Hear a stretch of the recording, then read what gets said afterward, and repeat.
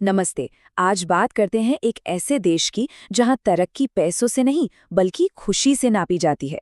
जी हाँ, एक ऐसी जगह जहां लोगों की मुस्कुराहट ही असली दौलत है। तो चलिए आज सफर करते हैं खुशियों के देश भूटान का। जरा सोचिए, क्या हो अगर कोई देश पैसे से कहीं ज्यादा अहमियत खुशियों को दे। ये सवाल हमारी तरक्की की पूरी परिभाषा ही बदल सकता है ना? और देखिए, भूटान ने इसी एक सवाल को अपनी पहचान बना लिया है। तो आइए देखते हैं ये सब मुमकिन हुआ कैसे। देखिए, दुनिया के ज्यादातर देश किस चीज के पीछे भागते हैं? जीडीपी, मतलब इकोनॉमिक ग्रोथ। लेकिन भूटान का फोकस है जीएनएच पर, यानी ग्रॉस नेशनल हैप्पीनेस या सकल राष्ट्रीय खुशी। और ये सिर्फ कोई कहने की बात नहीं है, कोई स्लोगन नहीं है, ये एक पूरी फिलॉसफी है जिसके आधार पर वहां की सरकार अपना हर फैसला लेती है। और मकसद बस एक, कि देश का हर नागरिक खुश और संतुष्ट रहे। तो अब सवाल ये उठता है कि भूटान की इस खुशहाली का राज आखिर है क्या? तो इसका एक बड़ा हिस्सा छिपा है उसकी प्रकृति में। हिमालय की गोद में बसा ये देश, जिसे land of the thunder dragon भी कहते हैं, हमें सिखाता है कि कुदरत के साथ मिलकर, उसके साथ तालमेल बिठाकर कैसे जिया जा सकता है। वैसे वहां के लोग अपने देश को प्यार से बुलाते हैं ड्रक युल। इसका मतलब है थंडर ड्रैगन की धरती। ये नाम सुनते ही मतलब एक अलग सी पावर, एक अलग सा रोमांच महसूस होता है ना? जैसे ये आवाज हिमालय के पहाड़ों में गूंज रही हो। अच्छा, अब एक बात बताता हूँ जो सुनकर शायद यकीन ना हो। इस देश का 70%, जी हाँ 70% हिस्सा आज भी घने जंगलों से ढका है। सोचिए जरा, आज की दुनिया में जहाँ हर तरफ कंक्रीट के जंगल उग रहे हैं, ये आंकड़ा किसी सपने जैसा ही तो लगता है।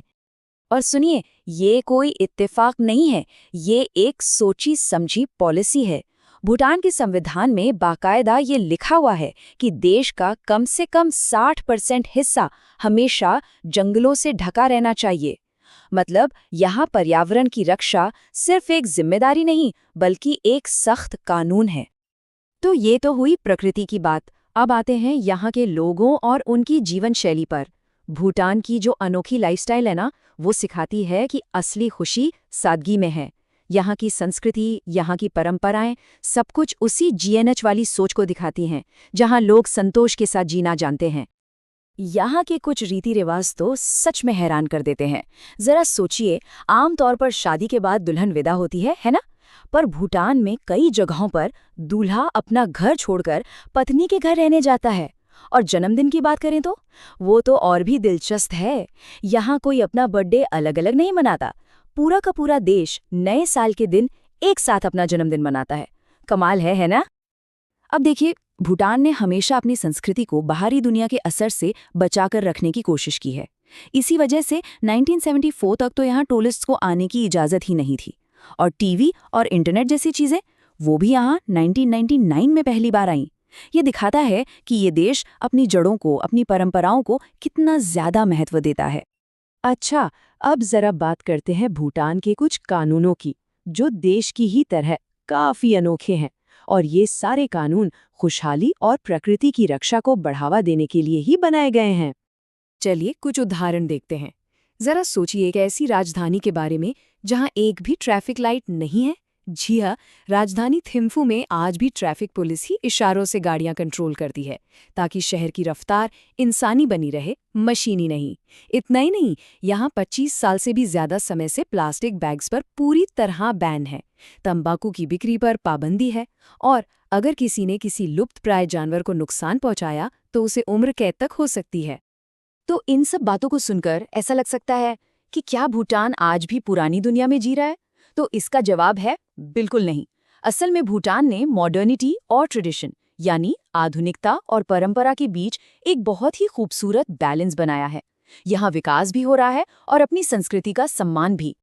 अगर यहाँ के लोगों की बात करें तो लगभग 75% आबादी बौद्ध धर्म को मानती है, वहीं करीब 23% आबादी हिंदू है। लेकिन सबसे खास बात यह है कि यहाँ सभी धर्मों के लोग एक दूसरे के साथ बहुत प्यार और शांति से रहते हैं, जो भूटान की खूबसूरती को और भी बढ़ा देता है। भूटान भले ही छोटा देश है, लेकिन अपने लोगों का ख्याल रखने के मामले में बहुत आगे है। यहाँ सभी के लिए हेल्थ केयर और एजुकेशन बिल्कुल मुफ्त है। इकोनॉमी की बात करें तो भारत इसका सबसे बड़ा ट्रेडिंग पार्टनर है और ये देश बिजली, सीमेंट जैसी चीजें एक्सपोर्ट भी करता है। और नतीजा देखिए, आज यहाँ की लिटरेसी रेट 71% है, जो कि वाकई एक बड़ी कामयाबी है। तो कुल मिलाकर अगर भूटान की जीवन शैली को एक लाइन में समझना हो तो वो है सादा जीवन, उच्च विचार। यहाँ के लोग कम चीज़ों में भी खुश रहना जानते हैं, क्योंकि वो मानते हैं कि उनकी असली दौलत तो उनकी प्रकृति और उनकी संस्कृति है।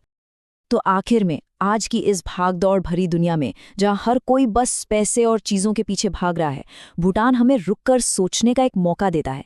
यह हमें एक ज़रूरी सबक सिखाता है। यह हमें सोचने पर मजबूर करता है कि तरक्की का असली मतलब क्या है। क्या सिर्फ पैसा कमाना ही तरक्की है, या फिर असल में खुश और संतुष्ट रहना? इस सवाल का जवाब शायद हम सभी को अपने अपने अंदर ढूंढना होगा।